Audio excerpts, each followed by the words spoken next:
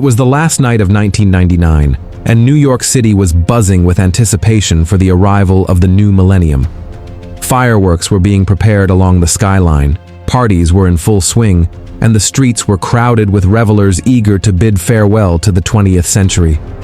Amidst this excitement, a late-night commuter train departed from Grand Central Station, heading north with a handful of weary but anxious passengers.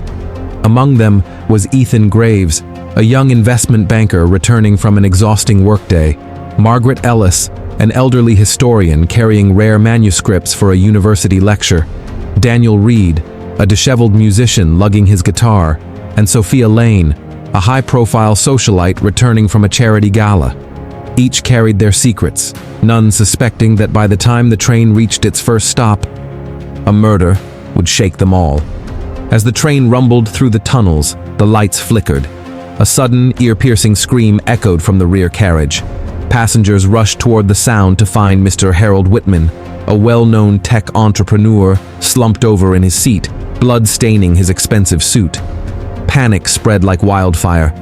With the train barreling through the night, there was no escape. Everyone was trapped with a murderer among them. Detective Clara Ruiz, coincidentally traveling on the same train in plain clothes, immediately took control. At first glance, Harold had been poisoned. But as Clara examined the scene, she noticed something peculiar. A small, folded note pinned under Harold's arm. It contained a cryptic message. "Time is the witness. Midnight will reveal the truth." The passengers became suspects almost instantly. Ethan admitted to a heated argument with Harold over a failed investment.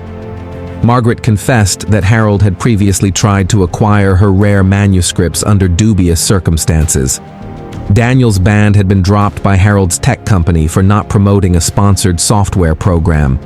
Sophia, elegant and composed, had publicly denounced Harold at the gala hours earlier for unethical charity dealings. Clara knew that understanding each passenger's motive was crucial. She began piecing together the timeline. Security footage from the train was useless. The cameras had inexplicably malfunctioned moments before the murder.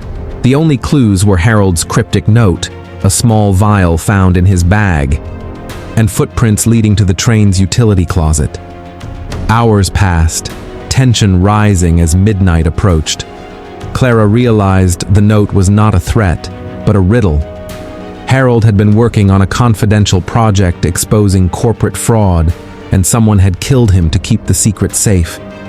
By analyzing the passenger interactions, subtle contradictions, and overheard conversations, Clara began narrowing down the suspects. The climax unfolded as the train approached the city outskirts. Clara gathered all passengers in the rear carriage. Carefully, she revealed her deductions. Sophia Lane had poisoned Harold using a discreet vial concealed in her purse. Her motive was revenge.